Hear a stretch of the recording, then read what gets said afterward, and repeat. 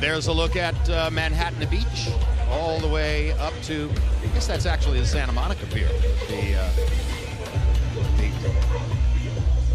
coaster. And now, here we are at ringside live with Max Kellerman. Max will get ready to see Tim Bradley against tonight's opponent, Jessie Vargas, in the welterweight division. Give us a look at the divisional neighborhood overall.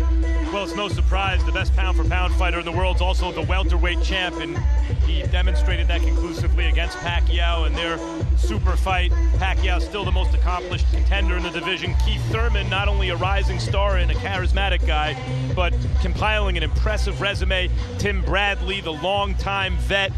Kell Brook with a win over Sean Porter. Amir Khan still winning, not quite as impressively as he did several years ago. Sean Porter and Marcos Maidana have that Bronner win in common, and that rounds out, I think, the picture in the welterweight division. All right, now let's turn our attention to 168-pound superstar Andre Ward, who made his return to the ring last week after a long absence with a thunderously effective performance against Paul Smith. Congratulations on that, Andre. Thank you, Jessie Vargas comes in with an unbeaten record, but Tim Bradley is a 4-1 favorite. Kind of surprising how lopsided the odds are in Bradley's favor.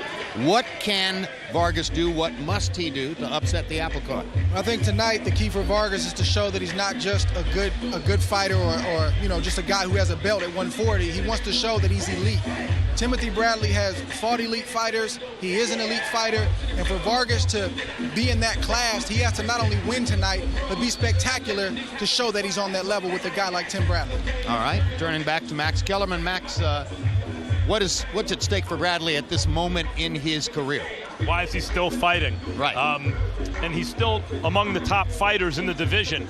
Tim Bradley and his wife and manager, Monica, would tell you that he wants to make the Hall of Fame.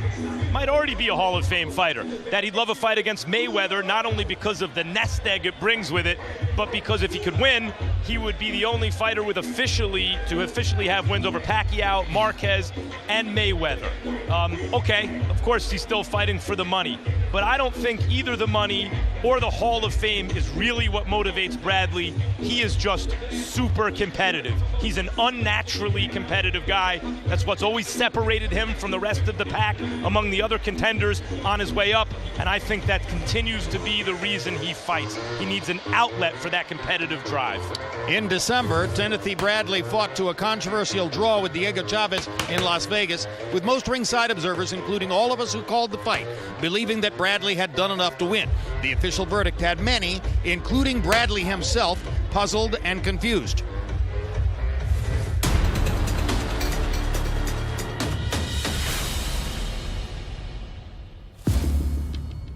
Tenth round, I'm boxing, moving around, catching with shots, counter punches. I think Tim Bradley won this fight. When I heard the decision, I thought it was something like was wrong. I was like, really? A draw to me is like a loss. It's like the fight never occurred. It just made me go back to the drawing board, man, and really realize that, like, man, maybe I need to start trying to generate more power. If we can leave the judges out, I would love to just start knocking guys out. I did a 360 change. Changed my diet. I felt that I wasn't getting enough protein. Another thing we integrated, sledgehammer. The sledgehammer works the shoulders, works the back, pretty much works the whole body, because you're coming from the ground up, turning your whole body into the big tire that you have, and there's a big weight on the end. Come on, you've been nice. Medicine ball work on the abs. I don't care how many sit-ups you do. If you don't get hit in your stomach, you're not gonna be able to tolerate it. I'm feeling strong and a lot more stamina. Jessie Vargas wants to remain undefeated. He's gonna be very determined. Once he feels that power, baby, that power comes from the body, he gonna think twice about coming in reckless, and that's what I train for. I'm ready for every aspect of the ring. 27 months ago, Timothy Bradley entered this arena and got trapped into an all-out war with Ruslan Provodnikov that became the fight of the year for 2013. In 3 fights since then, as this graphic demonstrates, he has significantly diminished the number of punches he throws in each round, and with that, the number he lands in each round has dropped as well. Andre Ward, in your view, is this a tactical decision he's making to avoid excessive punishment? I think when you're in a fight like Timothy Bradley was in with Provodnikov, of course you go back to the drawing board and make adjustments, because you don't want to feel that feeling again. You don't want to be concussed like Timothy Bradley was concussed in their fight. So, of course, I think he's fighting smarter. He's 31 years of age. He's being more economical, and it's definitely intentional. And let's see what happens tonight against Jessie Vargas. All right, so Tim Bradley gets ready to come in against Vargas, and here's a look at the tail of the tape. Bradley giving up 5 years in age to young Vargas, 4 inches in height, 1 inch in arm length, measured from the armpit to the end of the fist. They both weighed in a half-pound under the welterweight limit, and tonight, Timothy Bradley has rehydrated up to 158 pounds unofficially. Jessie Vargas will be at 156. Undefeated Jessie Vargas has tasted only success in boxing, except when it comes to finding some consistency in his corner. Now with his 5th trainer in just 7 years, Vargas hopes that he has begun a more lasting partnership.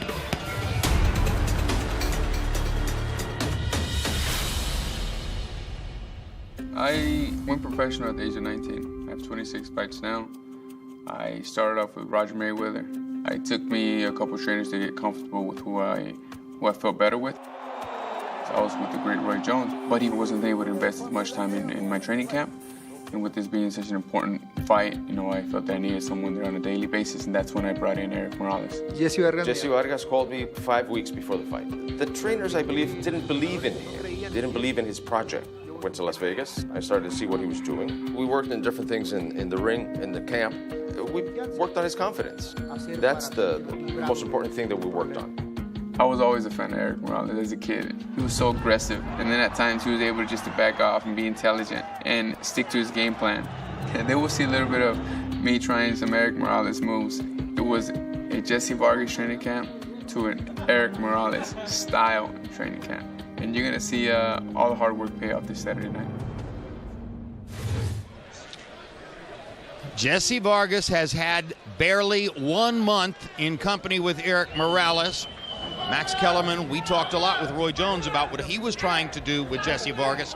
Morales is looking for something slightly different, right? Yeah, well, Jessie told us yesterday, Roy Jones, and it's characteristic of Roy's style, wanted him to fight a little more off the back foot, more in a relaxed rhythm.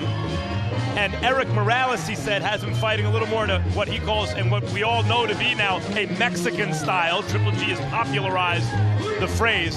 And he said that Eric Morales says it's important to show who wants it more. Certainly when Morales fought, he usually showed that he wanted it more.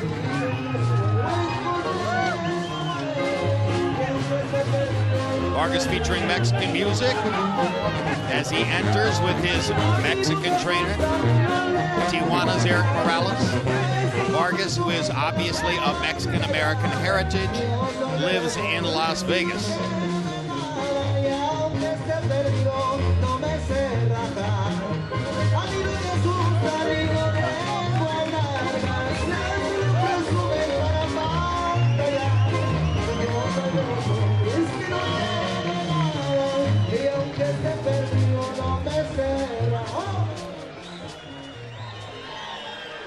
Noteworthy wins for Vargas. He's had a couple of decisions recently against Russians Khabib Alakverdiev and Anton Novikov, both of them in Las Vegas. Both were regarded as fights which could have gone either way. He got the benefit of the doubt. Same thing happened a few years ago against Josecito Lopez.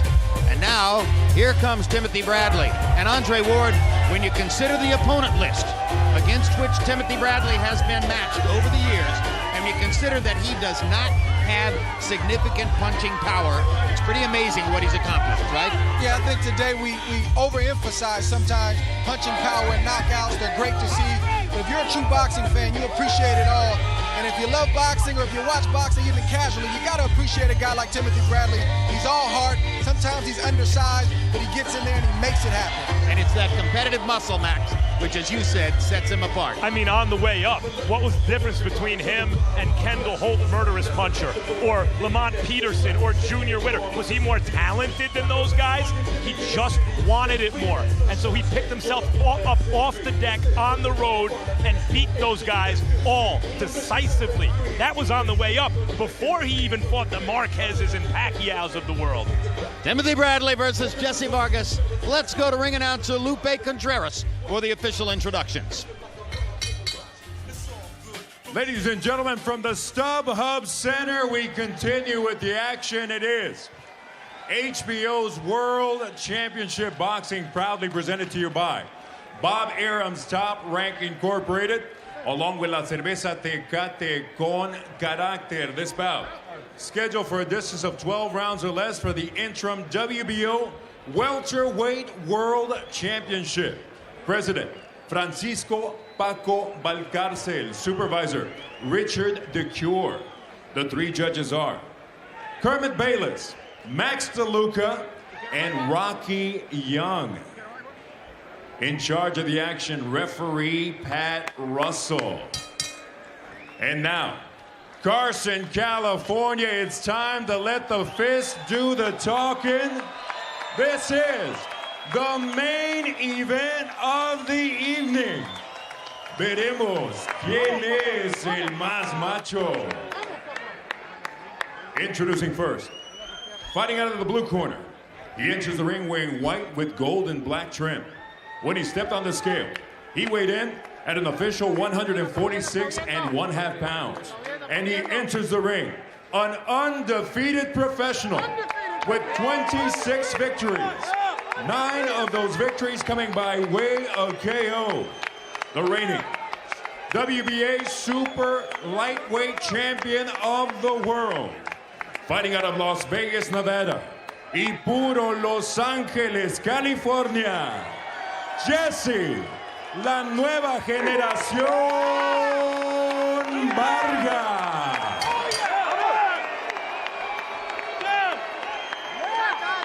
Across the ring in the red corner, wearing blue with neon green, he too weighed in at an identical 146.5 pounds. As a professional, he has 31 victories with 1 lone defeat, 1 bout even, 1 no contest, and 12 of his victories coming by way of KO. The last time this 2-division, 4-time world champion stepped into this very same ring, he was one half of the 2013 Fight of the Year. This evening, he enters in search of his 5th world title. Fighting out of Palm Springs, California, Desert Storm, Timothy Bradley.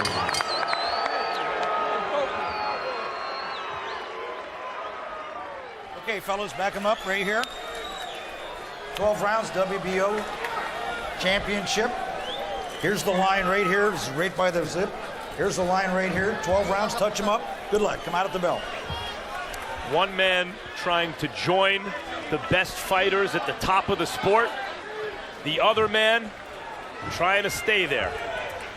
Outpiece. Jessie, outpiece. Wow.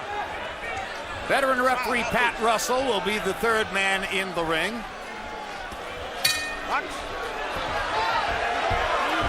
And now here we go. Vargas should have an advantage in a jabbing contest, at least to begin with, because he has the longer arm. But Tim Bradley shows you immediately that he's ready to step up inside and go to Jessie Vargas's body to try to start the action off. We'll see how Bradley looks tonight. He's put major emphasis on punching power and trying to get Vargas out of there. I don't know if that's a mistake or not. I think Tim should be who he's been and let the fight come to him and not try to force it. Well, Jim, you pointed to the decreased activity from Bradley since the Provodnikov fight. Jessie Vargas is just the type of fighter who Bradley has outwilled throughout his career and wound up dominating over the distance. We'll see if he's still that guy.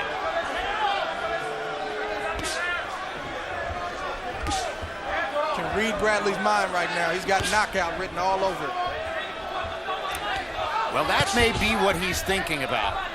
But I'll be honest, Andre, we've heard references to more power over and over and over from Tim for years, and it hasn't really ever shown up in the ring. It seems to be something that is a mantra for him, that he's always working on, etc. But at the end of the day, he hasn't needed extra power to win fights.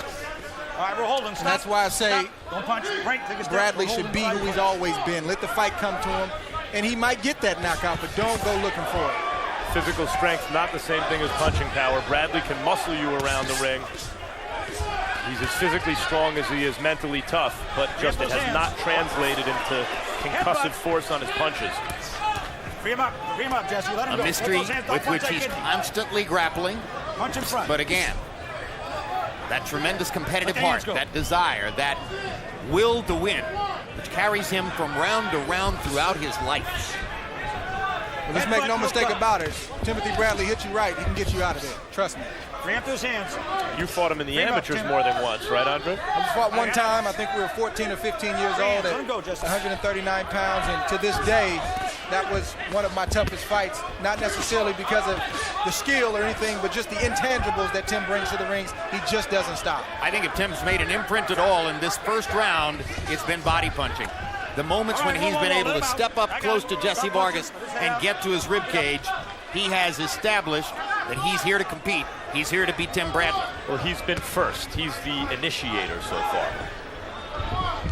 Vargas told us in the fighter meeting that he thinks Timothy Bradley is intimidated by him, and I think he misread Tim Bradley. Tim Bradley is not intimidated by many people in the boxing game. I totally agree with that. Hard right hand by Bradley to punctuate round one. Vargas left himself open inside while trying to land the left hook, and Bradley stepped right past the left and hit him in the mouth. His jab is a little low. You gotta set it up and come behind it. Hey, come on. That's easy shit right here. That's the best he has. And he's already broken. You already broke him. Mentally, he's broken. Look at his face. Okay? It's just a matter of time. Round by round, you're gonna break him. He's not gonna come out of the stool, champ.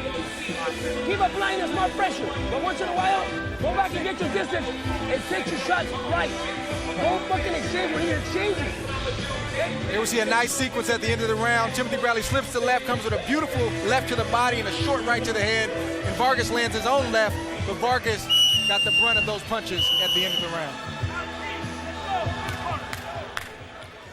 CompuBox numbers in round one pretty even. Bradley 11 out of 57, Vargas 13 out of 46, but Bradley with the 9-6 edge and power shots, the clean right hand that you saw there to end the round. And now we go to round two.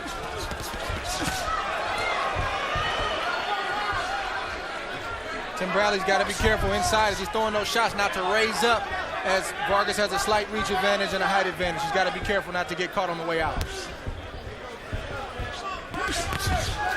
And for Vargas fighting a shorter fighter, an aggressive fighter in Tim Bradley, he needs to start establishing his jab and not watching Bradley so much, but get going. Yeah, so far the fight is taking place when Bradley wants it to take place. Ooh, good left hook by Vargas. Jessie Vargas' best punch of the fight so far. Solid left hook to the body. Bradley had to pause for a moment after that shot. You see Vargas riding that momentum right now, working behind the jab. Just missed a big right hand right there.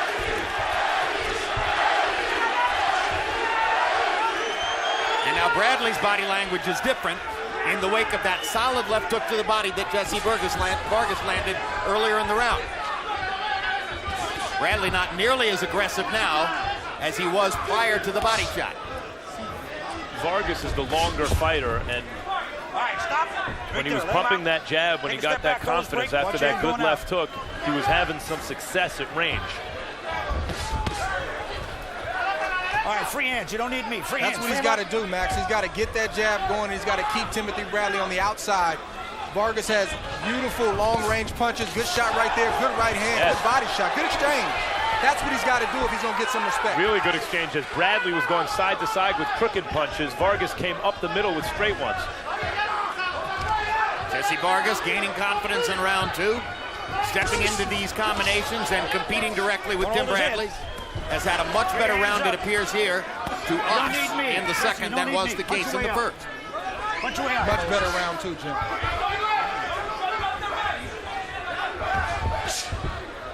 Now Bradley looking for a way to reestablish his own momentum. Yeah, Vargas mixing it up nicely to the head and body, as is Bradley.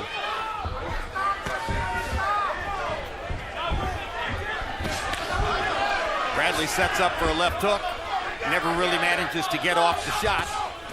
And there's another good left hook to the body by Jessie Vargas. Look on that elbow, Jesse. That punch, the left hook to the body, could win Vargas the fight, it appears, if he sticks with it. There's Bradley with his own body punching as he knocks Vargas back into the ropes and reestablishes himself as the aggressor in the fight. Things are heating up in this second round, Jim. Boy, this is a good round 2. Good prize fight. July 25, Sergey the Crusher Kovalev, fresh off his knockout win over Jean Pascal in one of the year's best fights, takes on Najib Mohammadi. Also that night, the aforementioned Jean Pascal matches up with Yunieski Gonzalez. Good light heavyweight doubleheader. And meanwhile, speaking of middleweight division, there is Gennady Gennadievich Golovkin, whom you saw on May 16 here in Los Angeles, getting the knockout win over Willie Monroe. Loves the camera, loves the fan base, loves to come to the fights, loves being GGG. Every time you touch him with a jab, you hurt him. See a nice exchange from both fighters. Jesse just misses the left.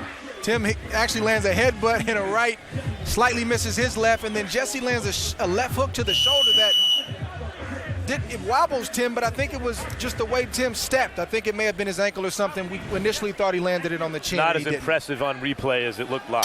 Combi box punches in round 2. Bradley seemed to have landed 18 of 60. Vargas 16 out of 58. In other words, virtually a dead even round in round 2, and both fighters had some big sequences in the rounds. Oh, good uppercut from Bradley. Bradley landing the uppercut, may have found a new weapon to work with. Getting off to a fast start in the third round. From that StubHub Center brings the action fighter out in Tim Bradley. Tim Bradley calls the StubHub Center the war grounds.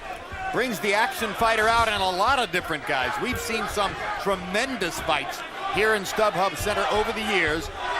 Many people will call Bradley versus Provodnikov one of the best of them, but of course, in that same year, we had the first fight between Brandon Rios and Mike Alvarado. That was a classic. Tim being the shorter fighter trying to work mid-range and in close, he also needs to come behind his jab to offset what Jesse's trying to do. Loading up with big shots with shorter arms from the outside is going to spell trouble for Tim Bradley down the stretch.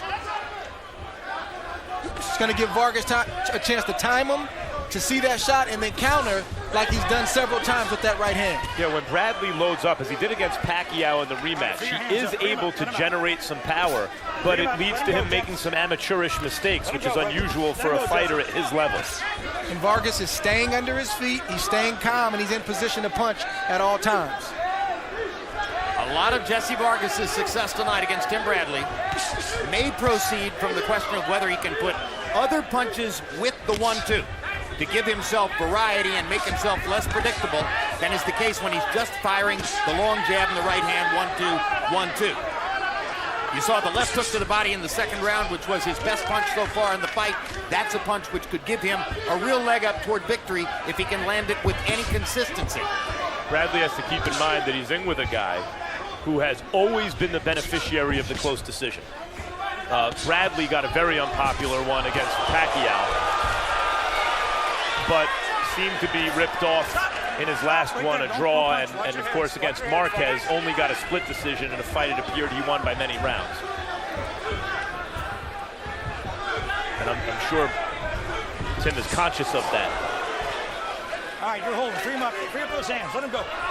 Got a hand. Vargas has to show that during a fight at this pace that he can mentally stay engaged and he doesn't mentally fall off midway and then late in this fight, which sometimes he shows that he will. Bradley trying to convince us yesterday, I am at a high water mark for hunger in my career. After what happened to me last year, I desperately need to win. I'm at the same level of hunger when I went to fight Junior Witter in England and I had $12 in my bank account. And there's Jesse Vargas' father, Jose Vargas, at ringside, happy with what he's seen from his son so far. You're more intelligent than he is. You're longer than he is. When you catch him with a jab, you work him very well, and then use your combinations. You saw he's going down. He's going down. He hurts. You're strong. Let's go. Build your confidence. Have confidence in what you do. Yes, yes. Exploit it. We come to win round by round. We could do it. Come on, listen, pay attention. Don't stay against the ropes. Combinations, Jessie. Press him. Distance. Tough fight to score. Well, listen to this. In round 2, CompuBox found Bradley landing 18 and Vargas landing 16. In round 3, CompuBox finds Bradley landing 17 and Vargas landing 17. A very even fight through the first 3 rounds. Harold, how have you scored it? Okay, Jim. In the first round, I thought Timothy Bradley, looked real good. I thought he was hurting Jessie Vargas. By the way, I've got it 2 rounds to 1, 29-28 Tim Bradley. In round 2, I thought Jessie Vargas was terrific. Landed power shots. It looked like he hurt Tim Bradley. But in round 3, Jessie Vargas was backing up. He was holding. Bradley was coming forward, landing power shots, just like that. And I thought Vargas got hurt in round 3. 2-1, Timothy Bradley. And now Andre Bradley's off to a fast start in round 4. Yeah, big right hand from Bradley right there. I like that he's hungry. I like that he's very motivated coming into this fight, but that could be his downfall if it's not controlled in this fight. As you say that, Andre, we're seeing now flashes of it again from Vargas. When Bradley gets a little overly aggressive, Vargas starts pumping a good, mean jab from long range and starts firing the kind of shots that can make Bradley pay if he gets caught with them coming in.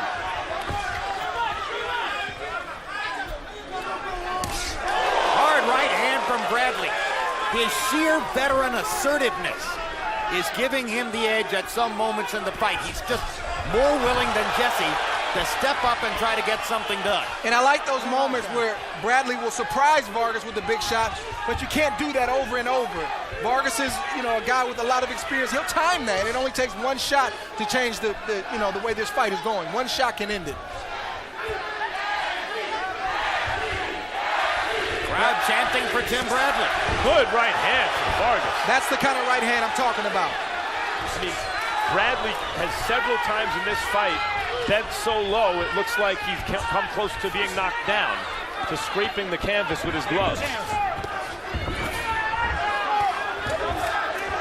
Uppercut from Bradley, uppercut again. Vargas got in one quick left hook. Tim Bradley just outworking him in that face-to-face exchange.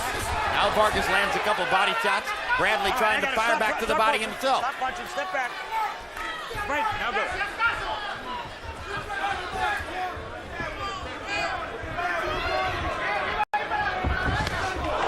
Hard right hand again from Bradley.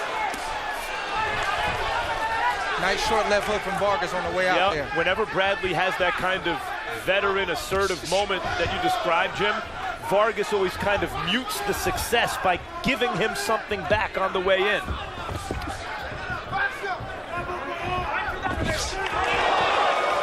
Crowd oohing and eyeing for the Bradley right hand. Great body shots from Bradley on the inside, ripping Vargas to the ribcage as Jessie extended his arm. Well, it's a good fight. Really good fight.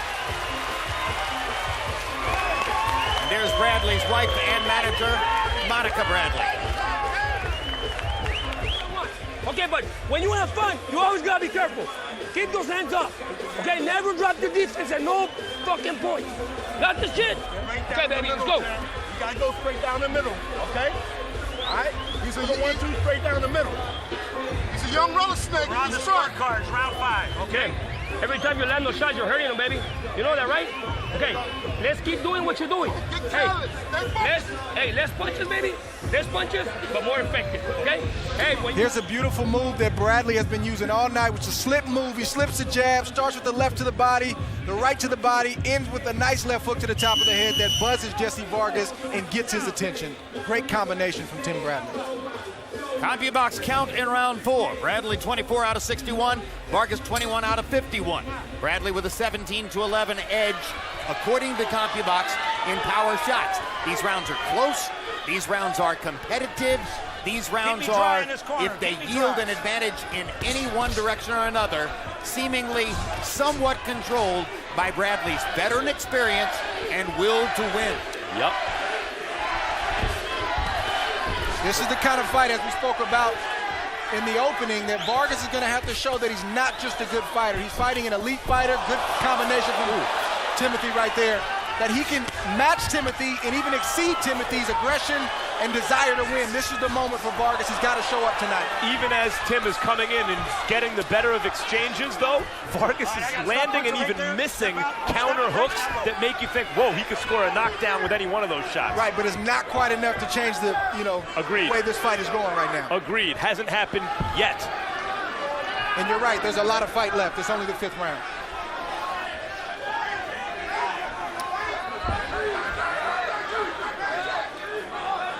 Really like to see both fighters using the jab while they're thinking and trying to set up their next move.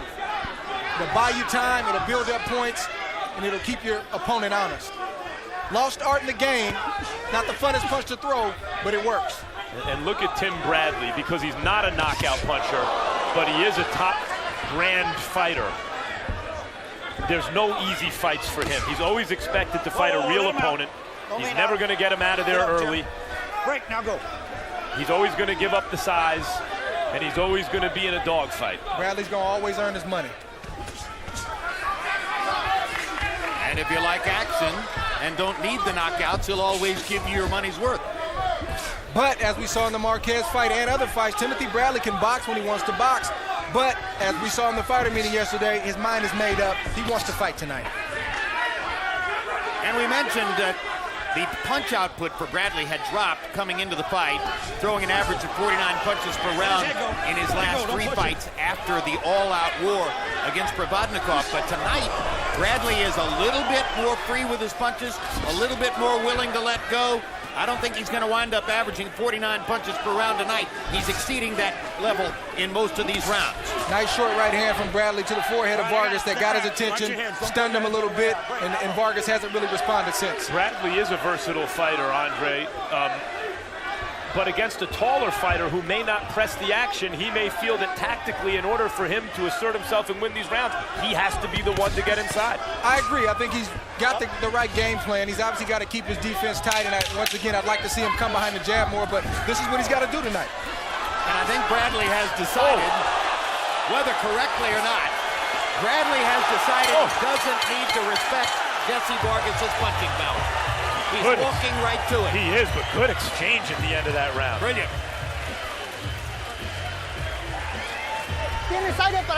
Jesse, you've got conditioning for that and more. Have confidence. Let your hands go. Combinations, but at distance. You can do it. Fake them at a distance. Come on, let go.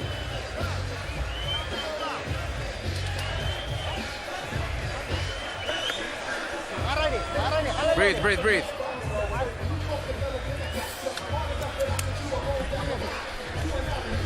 Jess, how we doing? All good? Come on. Nice vicious exchange from both fighters. Some big shots landed right there from Jessie Vargas. Tim Bradley tries his own hook. He misses. Vargas comes right back with a jab, misses the right hand, misses the uppercut. These guys are intent on getting the other guy out of there. This is a good fight going into the 6th round. I mentioned the boosted punch output from Bradley tonight. No 49 punches per round tonight. In that round, he threw 71 of them to 57 for Vargas. And by the way, for the 2nd round of the last 3, CompuBox Count found them both landing the same number of punches. 18 for Bradley, 18 for Vargas. Round 6 of his scheduled 12. We'll be halfway through at the end of these 3 minutes. The 1,001st fight in the history of HBO boxing. If you just joined us earlier this evening, Oscar Valdez won a 10-round decision over Ruben Tamayo in the 1,000th prize fight ever to have aired on HBO. Now we're starting the 2,000. The only time I really see, I'll say the only time, but most times Tim Bradley gets counters when he loads up, takes a big leap before he throws his punch. Vargas is able to time him and catch him on the way out. But when Bradley comes behind the jab, he has more success offensively, and defensively he doesn't get hit as much. And he's keeping Vargas on the defensive. I'm sure that Eric Morales is wondering why Jessie Vargas won't attack more freely against Timothy Bradley. He's longer and he's bigger. They're close competitive rounds, as we've mentioned. I think Vargas actually may be slightly sharper, but Bradley, as you said, Jim, he's bringing it. And so where you have to choose, it seems to favor Bradley. Yeah, it's not about being sharp with Tim. It's about getting it done. It's about you feeling his ferocity, his intensity, his punches, everything. He wants you to feel him, and that's what Tim is all about.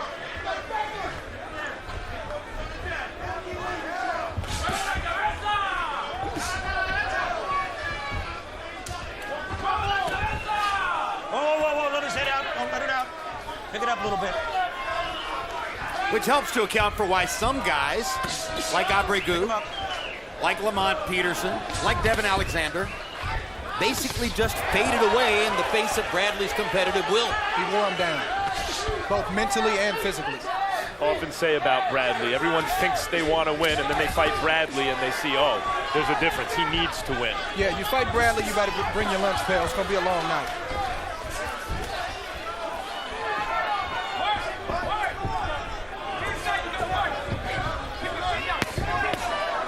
Trading body shots. Bradley putting everything he can into those left hooks to the body.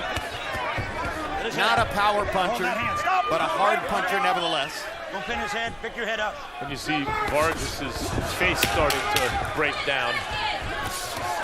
Nice three-piece from Vargas. Nice answer from Timothy. Nice exchange from both fighters right here. Well, they like those last few seconds of every round, don't they? Remarkable prize fight halfway through. August 11, it's the return of the hugely popular HBO series Hard Knocks. Join J.J. Watts and the Houston Texans for behind-the-scenes access during training camp for 5 of the hottest, hardest weeks of their lives. See who makes the team, who doesn't, who winds up in the starting lineup. Coming Tuesdays, only on HBO. He's got no balance. You got to walk him a bit more. You got to jab him with your guard up. All right, keep your guard up. Now I see you a little bit looser. We started late. Jab, jab, jab. But I see you a bit looser now. We need you to go throw more combinations. Come on, get your combinations in there. Be more confident. Get your hand up. Breathe. Have some water. How are we doing? All good? Let's go, Jessie.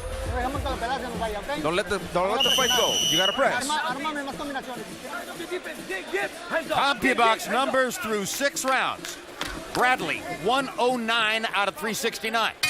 Vargas, 107 out of 317. So Vargas landing at a slightly higher connect percentage. Bradley throwing a little bit more and throwing more than he has in the last 3 fights after the Probodnikov tussle. And Vargas connected 22-21 in round 6. Harold, how do you have it halfway through? Okay, Jim, I got it 4 rounds to 2. 58-56, Timothy Bradley. You know, Jim, Jessie Vargas has taken to just backing up. Look, he backs up and he gets nailed. Bradley's got much more balance, throwing harder shots, and he's got control of this fight. What Vargas has got to do is he's got to start coming forward and getting off first. Do what Andre Ward does. Get off first. Get the guy's face, get off first, and punch. But Vargas is backing up, and getting nailed. He's got to start coming forward. 4-2, Timothy Bradley. And Bradley's asserted himself right from the opening bell. You got to give Vargas credit, though. While Bradley has the initiative, Vargas has been fighting him off pretty well.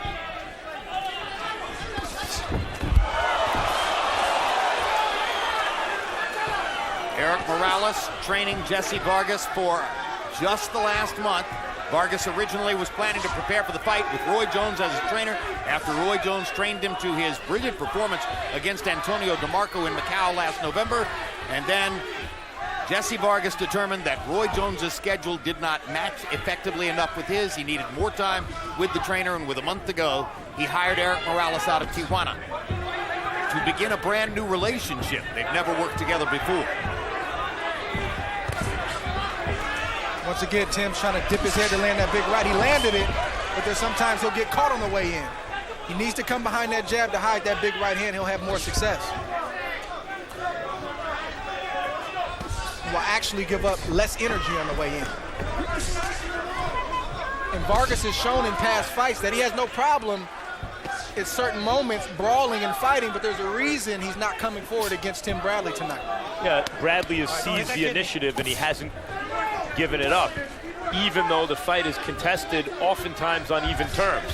But it's Bradley initiating, it's Bradley bringing the fight. And that's what I talked about earlier when he and I fought as young kids. It's the intangibles. You feel that intensity from a guy, and you have a decision, either I'm going to try to match it, or am I just go outbox this guy tonight? Vargas is trying to outbox him and be patient. This is a round in which both guys have saved a little bit of energy, but Bradley saved less. And he's the one who keeps finding moments to step up, assert himself, paint Jessie Vargas over the top with right hands, get inside and land a few body shots, and make sure that even if he's getting a little rest, he's winning the round. Vargas looking a little spent right now. That was a nothing round for Jessie Vargas. That was a great pace.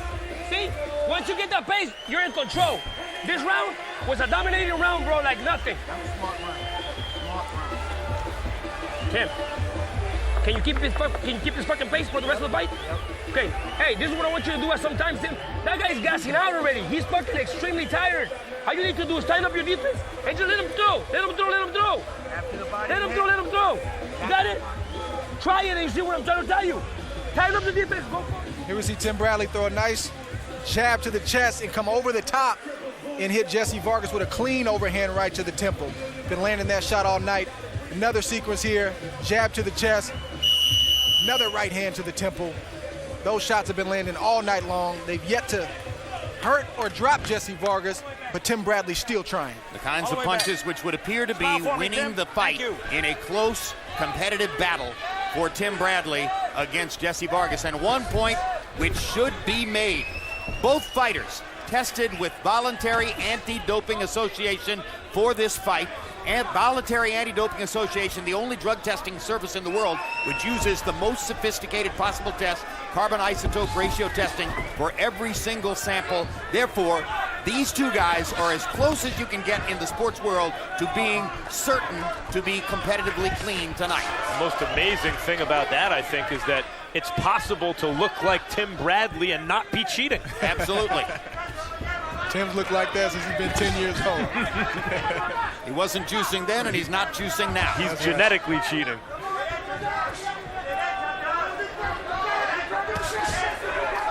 right, whoa. Don't lean on it. Step out. There you go, Tim. Bradley is built like a much larger guy who's been compressed into a smaller guy. Big hands, big feet. Big feet, that's big, right. strong,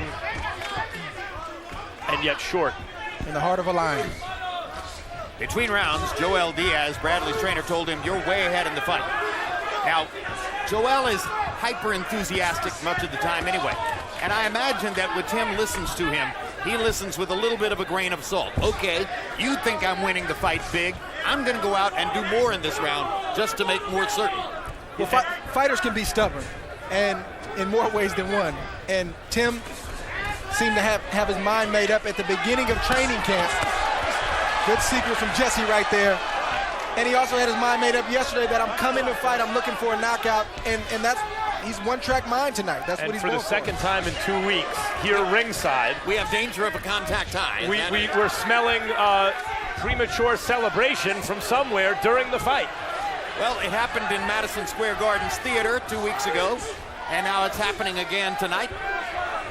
That telltale skunky smell. Wasn't that just last week? Oh, that was 2 weeks ago. I can't keep track anymore. Your schedule's too full. You don't know. You're working every day. Bradley almost goes through the ropes, landing that arcing right hand over the top. Bradley pitched that right hand and landed it. Flush.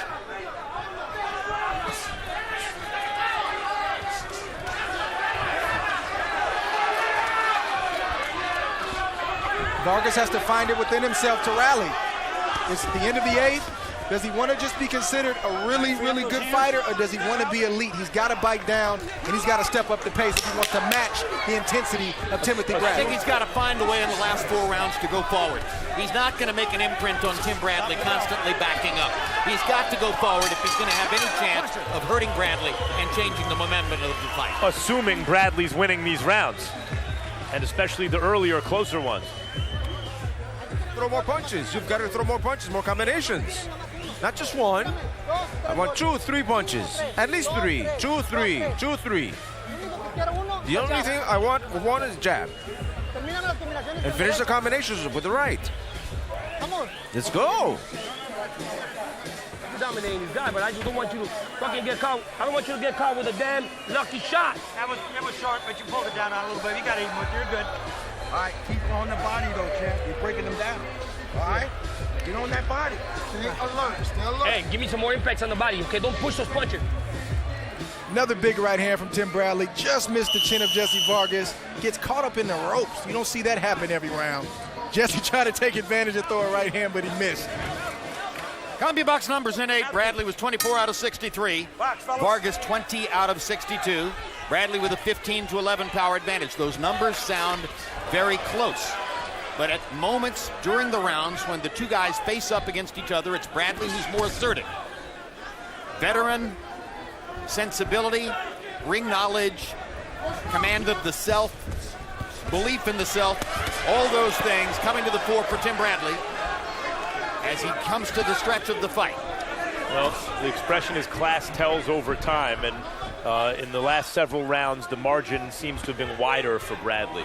Yeah, body language, body language, body language. Tim Bradley looks like he's been here before. He looks like he's supposed to be here, and Vargas looks like he's being outclassed, and he can only last or keep that pace for so many rounds. And now the later rounds are coming on. He's not able to keep up with Tim Bradley. And Eric Morales is 100% correct in stating Vargas is throwing one punch at a time, or sometimes two punches at a time, but he doesn't throw the three-punch combination, which could really make a difference for him. And Vargas is relying on Bradley's mistakes, and Bradley's making some mistakes because he's winging some shots, but he's not creating Vargas his own opportunities. And I think that's what Eric Morales sees. He wants him to initiate and create his own offensive opportunities. Well, Vargas better get more offensive because Tim Bradley's offensive, and he's trying to get a stoppage in this fight.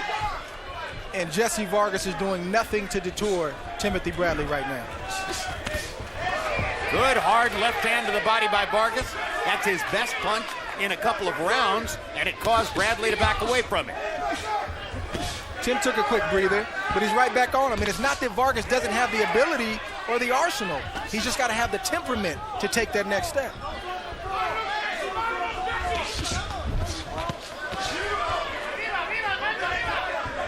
Bradley making certain when he gets close to throw 3- and 4-punch combinations to accentuate the difference between his attack and what Vargas has done. 1, 1, 1, 2. So many small battles in the midst of the big battle. And a fighter knows when another fighter doesn't want to engage, or if he's starting to fade, or if mentally he doesn't want to, match his intensity. And Timothy Bradley feels that from Jessie Vargas right now. Bradley's cruising. And you can see the difference in landed punches in this round. And if Eric Morales wants to ask his fighter one more time for 3-punch combinations, it will be the correct request. Now there's a combination, finally, 4 punches in a row from Vargas.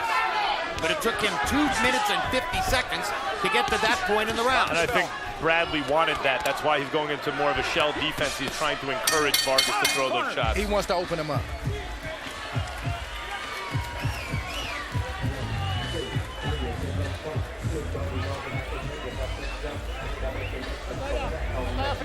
The towel, the cold towel. He's cut. He's cut on this eye. Cold towel. Breathe. Deep breath. Come on. 2 deep breaths. Deep breaths. Again. Another one. Another one. Jessie, come on, we got conditioning.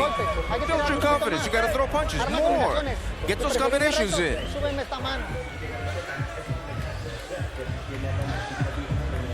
Bradley, this is your fight, baby, okay? But I don't want you to get careless in there, okay? Okay, please. Okay? Yeah. He's fine. You all good? He's good, he's good. Okay? 3 more rounds, baby, we'll go home. Okay? Let's go.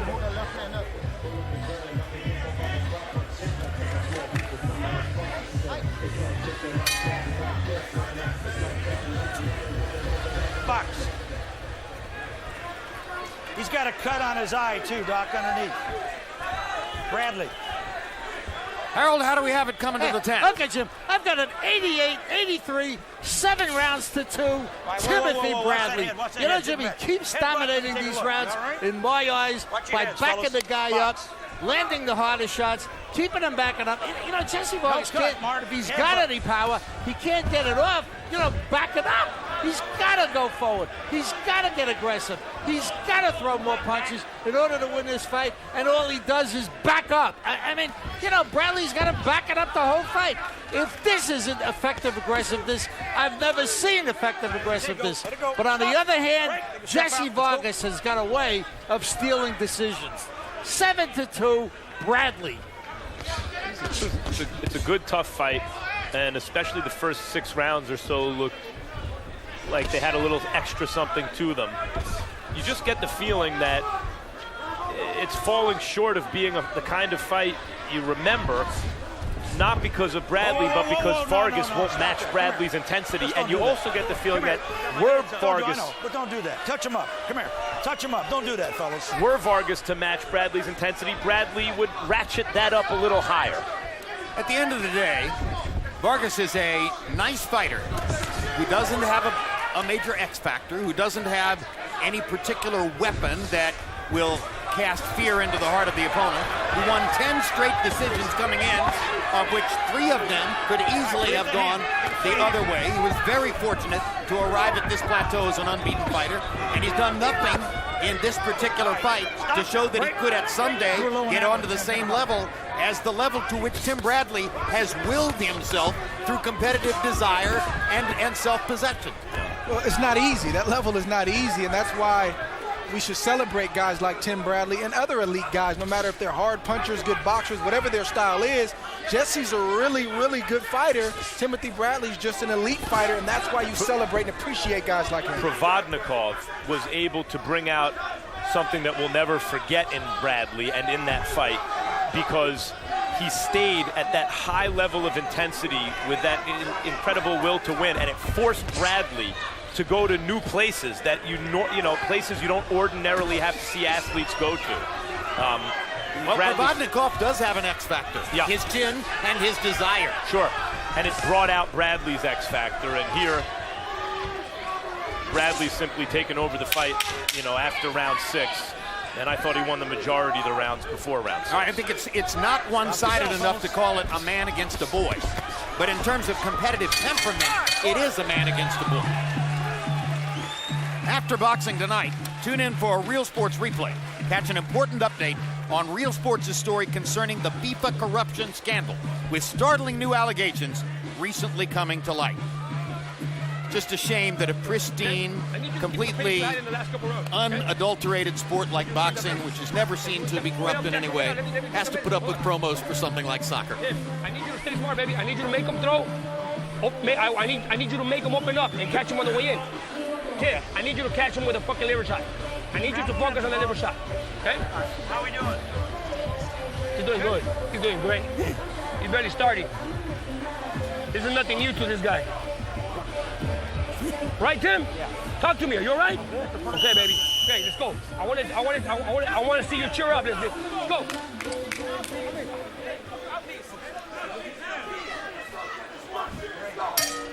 Hang on. Box. After having said everything we have in the last several rounds, especially in extolling Bradley's competitive virtue, and there you see Harold has Bradley up 4 rounds. Some of those are very close rounds. If you're up 4 and you change 2, you got an even fight. Yep. Not out of the question, certainly, that we could see something unusual in these scores. We've seen it before. And given how the way we see it. Yeah, given how Bradley felt his last fight when he should have won and got a draw, we know that's on his mind right now, and he wants to close strong to make sure that he secures this victory. And a couple of rounds ago, you heard Pat Russell mentioning to commission personnel at ringside that Bradley has a cut under his left eye, and that left eye is beginning to swell now, which is yet another thing that could affect the judging of the fight. Nice right hand from Jessie Vargas about 10-15 seconds ago. And sometimes you get an unpopular decision, and it's not about bad judging. It's about a quirky scoring system we have in boxing, where virtually all rounds are scored 10-9 unless there's a knockdown. And so in a fight without knockdowns, one round that one fighter may win by a wide margin is scored the same as his opponent winning another round by a small margin. Yeah, but as a fighter, our thing is just get it right. If a guy wins a fight clearly, we're judging round by round. So if a guy clearly wins, he marked that down as 10-9, and you add it up at the end of the day, and he should be the guy getting his hand right. Sure, and usually the guy who wins has won the majority of his rounds decisively, and the close rounds are divvied up kind of randomly. But that's not always the case. Sometimes the judges consistently favor one fighter in close rounds. Which is not the right thing to do. It should be objective. Bradley starting to pick up the pace again a little bit here. Minute to go in the 11th round. Then, of course, the 12th.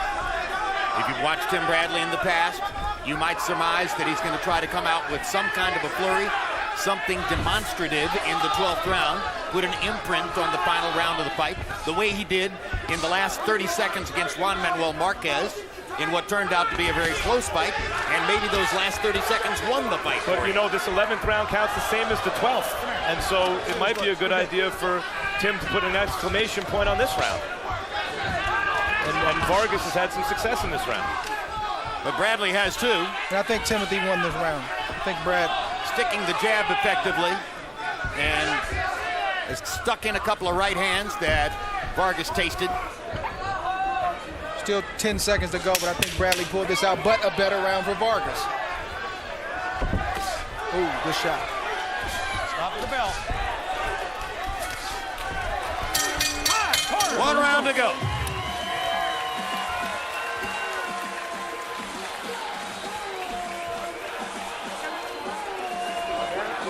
A lot better. See, when you're smart, you do a lot better. Don't get reckless in there. Okay? 11 rounds of all-out war here at the Sub Hub Center. Is this the last round? One more to go. Last round, Jack. The 12th and final round. Wait. Let me get this. Hold on, guys. 4 punches, 3, 4. 4 pressure. Come on, Jessie. This is your last round.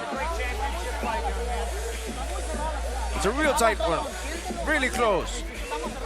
It's a really close fight. Let's go. You can do it. Okay, let's go. Get up. Hey. CompuBox numbers entering the 12th round. Bradley is seen to have landed 31 more punches, 220 to 189. Mouthpiece. And Vargas All right, touch him up, fellas. throwing Let's go. fewer, landing at a slightly higher connect percentage, but Bradley with a power advantage, 137 to 100. Overall advantage of landed punches in the fight. But let's see if Bradley will do something assertive to try to put his imprint on the 12th. Let's see if Vargas has one last stand. Bradley's face, by the way, for the second consecutive fight, I mentioned how Vargas started to fall apart. Bradley's face didn't look great at the end of his last fight with Diego Chavez, where he got a draw. We felt he won, and here we feel he's winning this fight. His face also doesn't come out of it in great shape. Same side, left side of his face, just like in the Diego Chavez fight. Well, against Chavez, that was because of butts. This is not because of butts. This is probably the product of a couple of pretty good right hands from Jessie Vargas. Vargas landed early in the fight.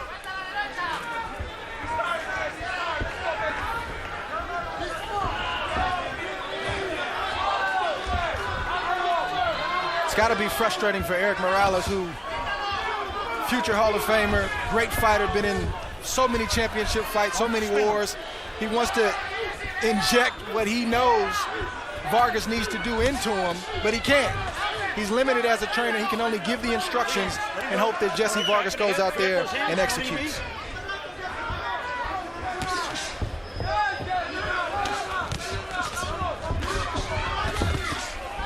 Hard right hand by Vargas. Good landed shot over the top. But Bradley comes back with the 1-2. Stop right there. Watch your heads. Oh. Another 1-2 from Tim Bradley.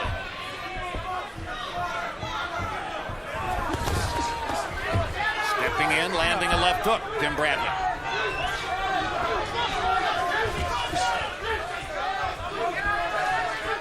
Less than a minute to go in the fight. It's interesting that in these last 2 rounds, Bradley's gone to this kind of movement. And has at least let Vargas create the impression that he's being aggressive.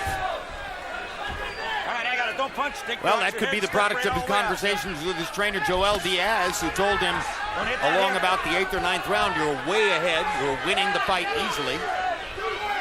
Giving Bradley a cue, perhaps, that he could relax a little bit in the late rounds, conserve some energy, make sure of finishing the fight in good order. Less than 30 seconds to go. Hard right hand by Vargas. Wobbles Bradley. Tim's out on his feet right now. Yep, Tim is out on his feet. Better. Not time to exchange. He needs to hold and get through these 10 seconds and hope he did enough to win this fight. What happened? Oh, no, I'm not sure what in the world Pat Russell is doing. Pat Russell thought he heard the bell. He heard the 10-second warning. Vargas thinks he's won by knockout. He has not. Pat Russell seemed to rob Jessie Vargas of the last 20 seconds of the fight. I believe there were 10 seconds left in the fight. I think the 10-second warning is what Pat Russell heard. He stopped the fight because he felt the bell had rung. Vargas is celebrating as though he won by stoppage.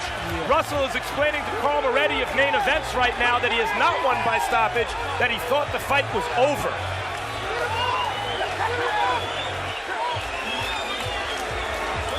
Well, clearly there was nothing that happened there that would have prompted Pat Russell to stop the fight, although Vargas did hurt Bradley with a right hand and wobbled him, and Bradley was in trouble seeking to finish the fight.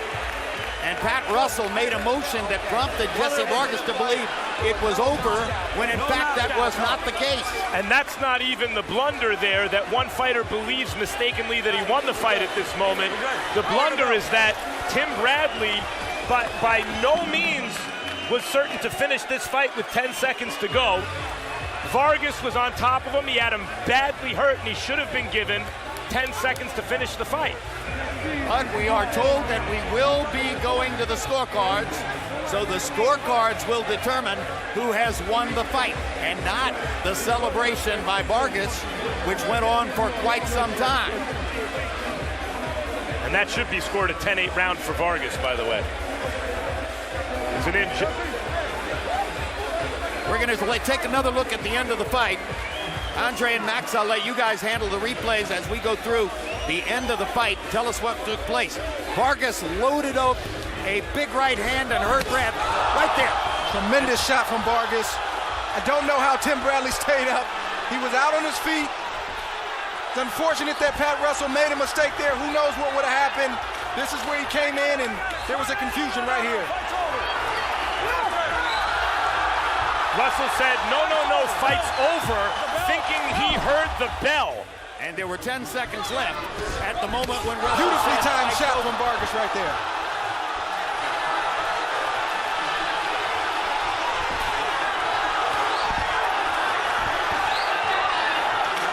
Well, whoever is the loser is going to have an argument for a rematch.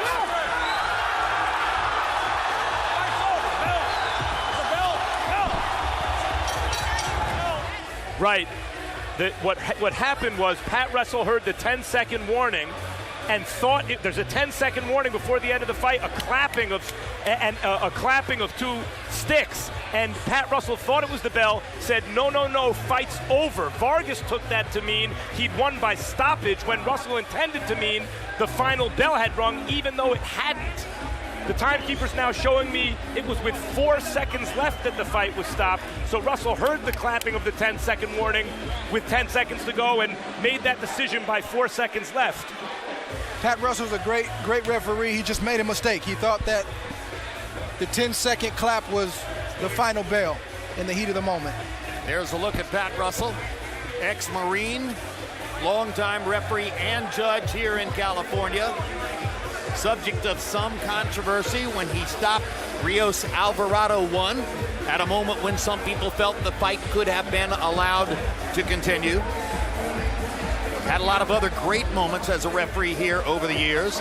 This will not be remembered as one of his best, and this will cast a shadow over the fight, regardless of the ultimate result.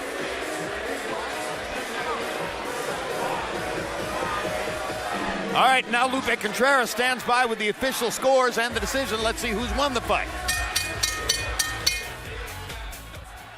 Ladies and gentlemen, your attention, please.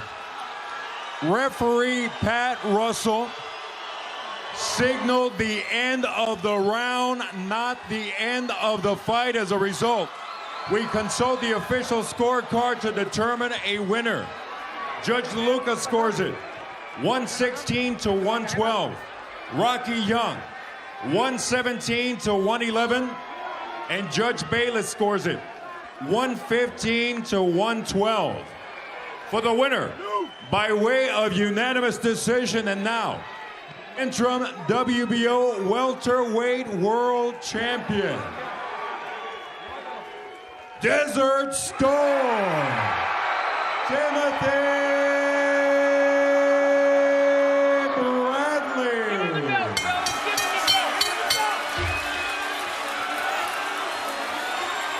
So Monica Bradley celebrates her husband's victory. Tim Bradley is the winner of the fight. And now Jessie Vargas and the people in his corner are going to have a heck of an argument to make about what took place at the end of the fight. Harold, what's your take? Jim, they absolutely took away Vargas's advantage. I mean, he had a chance to score a clean knockout. It was his only chance to win the fight, and Pat Russell stole it from him. I mean, out bad call. I don't know what you can do about it, but, you know, it took away Vargas's chance to belt him out. I had it 115, 112, you know, just like one of the judges had it. I did score the 10th round, 10th to 8, the 12th round, 10th to 8 in favor of Jessie Vargas. But Vargas had a clear chance to belt this guy out, and Pat Russell stole it. It's a shame. Obviously, the only thing that can be done to in any way correct is to establish a rematch. Correct. And give Vargas another chance to find a way to try to beat Tim Bradley. When they go to Paco Valcarcel and the WBO, I think that's what Paco's going to rule. Now let's go to Max Kellerman with referee Pat Russell. Pat, can you describe what happened at the end of the fight? Well, very loud in that 12th round, and I thought I heard the bell. So the fight was over when the bell went off. Let's look at the replay and describe what you see. He's hurt. He's still hurt. He's working a bit. He's in it. And here comes the 10-second warning. Do you think that's what you heard? It sounded like the bell to me. It really did.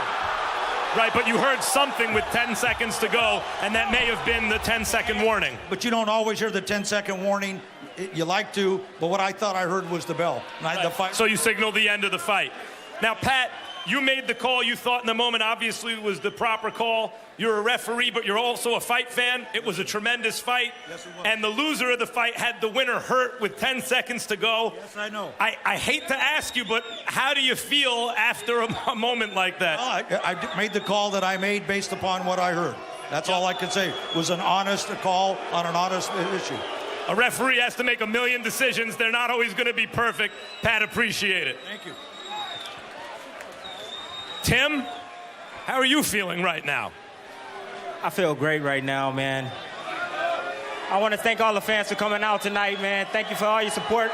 Everybody that came from Coachella, baby. Dirty Desert in the house, baby. I love you guys. And all the fans that came out, thank you. Tim, we had you winning the fight. We thought that you seized the initiative and never really gave it up. And yet, he hurt you, it looked pretty badly, and was denied that last 10 seconds to try to finish you. On the one hand, you're the beneficiary of the referee's early stoppage. On the other hand, you have to somehow now defend the fact that you won the fight. How do you feel about that? I don't have to defend anything, man. He caught me with a good shot at the end. The ref thought he heard the bell. I was good enough. I could have maintained. I grabbed a hold to him. Towards the end of the fight, look at the review. I grabbed a hold to him. I would have squeezed him so tight. You know what I'm saying? Like his mom was hugging him. We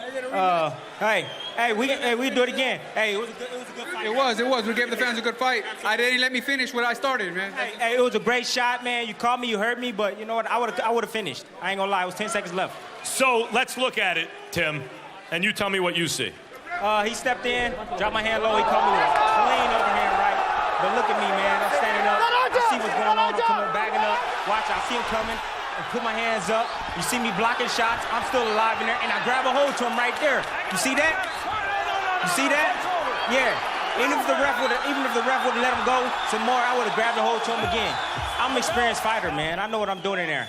There were only about 7 seconds left in the fight, and even had he been awarded a 10-8 round or even a 10-7 round there, you still win the fight on the scorecards.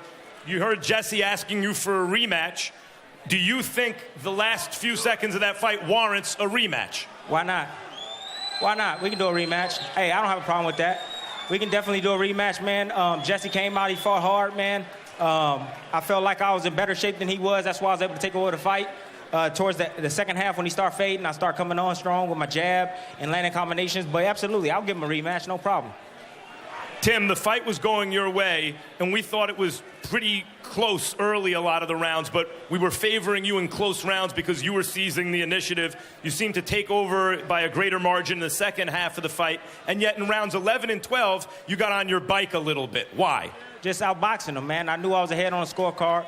I just figured I would move and let him take an initiative and then just counterpunch him, because when I was coming forward, he was looking for that jab and he was looking for that overhand right. And he caught me at the end with the overhand right over the top. He snuck it over, hurt me, but you know what? I could have continued, man. Hey, come on, Max. I've survived Provodnikov. Come on. Was that, like, here you are at StubHub Center, what you call your war zone, and here you were again. It's not exactly Provodnikov, but in the 12th round, you saw that was a brutal shot he landed. He had all his weight behind it, hit you on the button. Here's a replay. I didn't go anywhere, though, baby. I was still there, and I was still alive, baby. Well, you never do go anywhere, Tim. Boom. Perfect shot. Overhand right. I didn't go down. Look at me. Look at my legs. How strong my legs are. I get back in position, spin out. I'm bagging up. I know where I'm at. I know exactly what I'm doing right now. Get my hands up. Here he comes. Lands a body shot. I know where I'm at. Are you aware that the fight's almost over, that the round's almost over at that point? Or are you thinking, here we go again in one of these kind of dog fights here at StubHub? I'm thinking, damn it, I didn't listen to my trainer again, and I ended up getting hurt in the last round. He told me to pick and move, stick and move. I was winning the fight easily, and, I got lazy in there, got careless. He timed me with a perfect overhand right. Congratulations on the win, Tim. I'm sure we'll see you soon. 5 time, baby. Hey. Good fight, no problem, man. Good fight. All right. You're still a champion. You're still a champ, man. Thank you, baby. Can I get a rematch, man? Man, I told you. Man, talk to the people. Let's do it. Thank you, man. Jessie, we'll start at the end. We'll start at the end. When Pat Russell said, that's it, fight's over, what did you think? Well, it was over. I mean, I heard something, and I hit him with a shot. I came up, capitalized with about 3-4 shots. He was about to break us up, but we were still in the clinch, so I still let my hands go, and he was still very wobbly, and then that's where he stopped the fight. But do you think the fight was still going on? It was only the 10-second mark. Now, the fight was over really with 7 seconds left in the fight. Do you think in those 7 seconds you could have gotten Tim Bradley out of there? Another knockdown even doesn't win. Out. Was he not out? All I needed was one shot, and that's what I was looking for. And Pat Russell came in. It was just an honest mistake on his part. I think we all acknowledge the fact that it was a mistake, but those 10 seconds cost me possibly the fight. Okay, we had him up in the fight. The judges also had him up by a pretty wide margin in the fight. And throughout most of it, he seemed to take the initiative and keep the initiative in a competitive fight. Close competitive rounds early, but he was forcing the action. Finally, in the 12th, you hit him with that big shot. What took 11 rounds in like 45 seconds or whatever it was, 2 minutes and 45 seconds before you landed that shot? You know what, Max? My corner was asking for that big right hand. They saw it coming. They must have. It was my mistake. I thought I was controlling with the jab. Every time he stepped in with the jab, I would catch him perfectly. I would see him that it would hurt him. It would buzz him. And he would catch me every now and then with a few jabs, but they weren't doing anything to me. You know, they weren't as strong as my jab, and that's what I felt was controlling it. But in a rematch, my right hand go. You asked for a rematch quickly. In a rematch, do you start sooner? We start off where we left off. In that last round, throw more punches, keep more active. You know, that would be the thing there. Thanks, Jessie. Tough way to lose. Sensational end. Jim? All right, thank you very much, Max Kellerman. Now we're at ringside with Andre Ward. Andre, one last time, what did you see happening here? Toward the end of the fight, obviously, with 10 seconds left, Jessie landed a thunderous right hand. I don't know how Tim Bradley was able to stay up. Pat Russell made an honest mistake. There were 4 seconds left, or 5 seconds left, as you see there. I believe Tim would have survived. We'll never know. But that being said, you got to give Jessie credit for landing the shot. You got to give Timothy Bradley credit for enduring the shot, and you just have to chalk it up as a mistake from Pat Russell tonight. Could anybody have harder luck with his wins than Tim Bradley? I mean, he gets a win over Pacquiao, and everybody in the world, including me, protests the decision. He gets a win over Provodnikov, and Provodnikov protests the decision. He gets a win over Marquez, and Marquez protests the decision. He beats Chavez, and the judges call it a draw. He beats Vargas tonight, and now Vargas gets to talk about what happened in the last 10 seconds of the fight. And Tim has to endure boos and everything like that after a great performance. I was thinking the same thing before you brought it up. It's just unfortunate. It just seems to be the way of Tim Bradley, where everything that he gets, everything that he's earned is the hard way. It's just the way that it is. But I think he responded the right way tonight. He said, I don't have to defend myself. I know what happened. And hey, Jessie, if you want a rematch, you can get that. Yep, and I think we probably will see the rematch. Meanwhile, Max Kellerman, what do you have? Well, first of all, about Tim Bradley, you're exactly right. Another kind of tough luck win for him. Right. And I doubt Jesse Vargas knocks him out with 7 seconds left. Even a knockdown doesn't win Vargas the fight. But if you indulge me for a second, I have something right now I need a second to talk about, Jim. 2 Sundays ago was a special day for me, Jim, so I can only imagine what it was like for you up in Canastota, New York, the Boxing Hall of Fame. First, a parade of champions through town, then the ceremony. Met all 10 of your wonderful relatives who came along with your lovely wife, Deborah, and everyone felt your induction was a long-deserved and well-earned honor. And that's what it's all about. The people who have the courage to enter the ring. My eternal gratitude to all of them for bringing me here today. Thank you very much.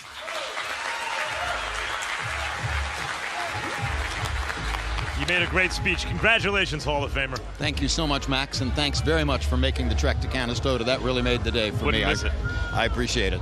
Meanwhile, we told you at the beginning of this telecast that we were bringing you the 1,000th and 1,001st boxing matches ever to have appeared on HBO. There was a bittersweet undercurrent for us, because earlier this week, we lost a man who was a part of more than half of those 1,000 boxing shows. A guy who was one of the greatest ringside photographers in the world for years and years and years. Gordy Sager's gone now. He fought a long battle with cancer, but his work will forever be remembered, particularly one shot. Maybe the most unusual and memorable shot we've ever given you from a ringside handheld camera at HBO Sports. February 10, 1990, Mike Tyson grappling to try to put the mouthpiece back into his mouth after having been knocked out by Buster Douglas. That shot was a part of Gordy Sager's workload. So many others were as well. He did a tremendous job for us for a long, long time, and we just wanted to say goodbye tonight.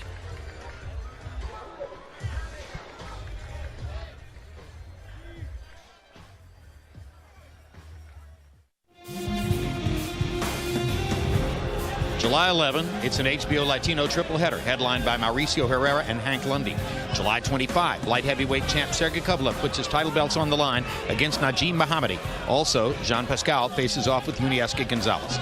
August 11, it's the premiere of Hard Knocks training camp with the Houston Texans. Join J.J. Watt and company for 5 weeks of behind-the-scenes access.